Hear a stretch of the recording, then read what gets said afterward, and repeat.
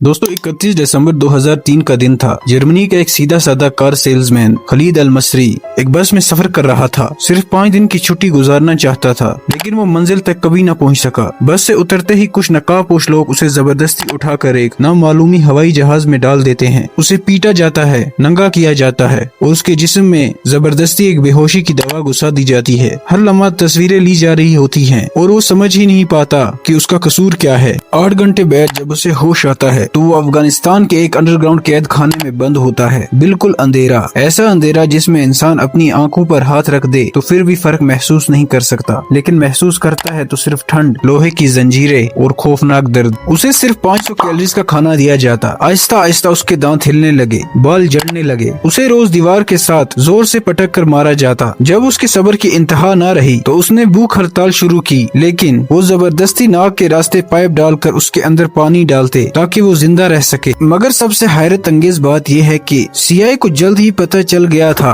उनके पास गलत आदमी है। कंप्यूटर ऑपरेटर की एक गलती की वजह से एक मासूम आदमी को कैद, तशद्दुद और मौत जैसी जिंदगी दे दी गई। लेकिन सीआईए के लिए गलती मानना उनके लिए बेइज्जती की बात थी। सियासत और राज उन्हें रोक रहे थे, इसलिए वो मासूम आदमी बेकसूर होते हुए उनकी कैद में बंद रहा और टॉर्चर सहता रहा। खालिद अल मसरी एक काम इंसान था। अपनी बीवी से लड़ाई के बाद वो थोड़ा सा टाइम अकेले गुजारने के लिए निकला था। उसने एक सस्ता टिकट खरीदा, साथ में एक छोटा सा बैग उठाया, उसमें 2 जोड़े कपड़ों के पैक किए और अपना पासपोर्ट और थोड़ी सी नकद रकम लेकर निकल गया। लेकिन जब मैसेडोनिया के बॉर्डर पर उसका नाम कंप्यूटर में टाइप हुआ तो सिस्टम ने उसे एक खतरनाक आदमी समझ लिया। असल में हुआ ये था दोस्तों, रात के 3:10 का वक्त था। मैसेडोनिया बॉर्डर पर एक थका हुआ गार्ड अपनी स्क्रीन के सामने बैठा था। जैसे ही उसने कंप्यूटर में एल मिस्री टाइप किया, सिस्टम ने बिना सोचे समझे एक रेड अलर्ट बजा दिया। 9/11 के बाद जो इंटरपोल का अलर्ट सिस्टम लगाया गया था वो नामों के बीच के फर्क समझने की कुव्वत नहीं रखता था। उस सिस्टम के लिए खलीद और खालिद एक ही थे।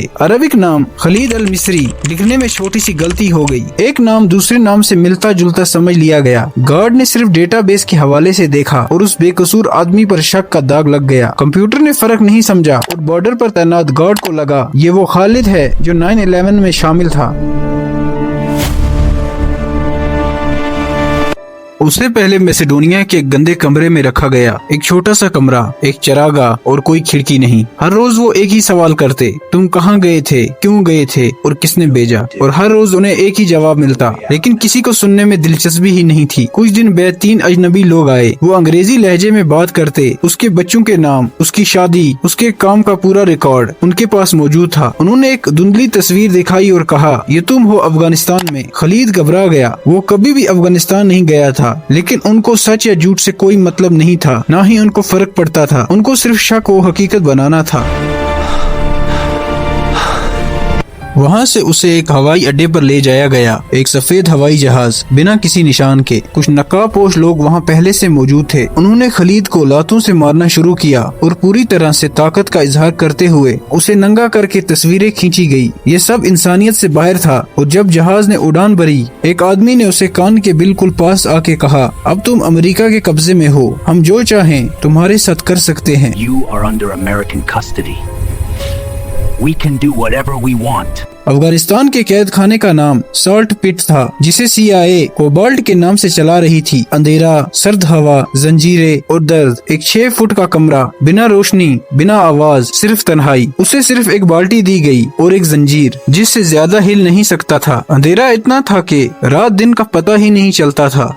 पूरे दिन उसे झूठे सवालों और तशद्दुद का सामना करना पड़ता था। दीवार के साथ जोर से पटकना, हाथ ऊपर बांध कर लटका देना, बेहोशी की हद तक ठंड में रखा जाना। लेकिन यहाँ सबसे अजीब और दुखी बात यह है, वो इजहार कर लेते हैं कि उनके पास गलत आदमी है, मगर फिर भी उसे नहीं छोड़ते। उनका कहना था, तुम्हें छोड़ना मुसीबत पैदा करेगा। एक दिन जर्मन बोलने वाला एक ऑफिसर आता है। वो कहता है, हमें पता है कि तुम वो इंसान नहीं हो जिसे हम ढूंढ रहे हैं, लेकिन तुम यहाँ से आसानी से नहीं जा सकते। महीनों तक उसे अंधेरे में भूख, दर्द और बेबसी के हवाले कर दिया गया। उसने खाना खाना छोड़ दिया, लेकिन सीआईए को उसकी भूख भी बर्दाश्त नहीं हुई। नाक के रास्ते जबरदस्ती पाइप घुसाकर दिन में 2 दफा पानी डाला जाता और उसे जिंदा रखा जाता। जिंदा सिर्फ इसलिए कि अगर खलीद मर गया तो इनके लिए सवाल पैदा होंगे। आखिर एक दिन उसे बताया गया, हम तुम्हें वापस भेज रहे हैं, मगर एक शर्त पर, कभी किसी को कुछ नहीं बताना, किसी अदालत में नहीं जाना, सीआईए का नाम नहीं लेना। वो मजबूर था। उसे साइन करवाना भी एक धांधली थी। अंग्रेजी में लिखे गए कागज जिसको को वो समझ भी नहीं सकता था। उसे मजबूरी में साइन करना पड़ा। उसके बाद फिर उसे थोड़ा सा खाना, कपड़े फराहम किए गए ताकि उसकी सेहत फिजिकली ठीक दिखे, क्योंकि कमजोर और टॉर्चर किया हुआ आदमी जर्मनी लौट जाए तो सवाल उठ जाते। मगर उसे जर्मनी भी नहीं भेजा गया। CIA उसे अल्बानिया के पहाड़ों में ले गई। एक सुनसान सड़क पर उसे उतार दिया। सिर्फ ये कहा, सीधे चलते जाओ, पीछे मत देखना।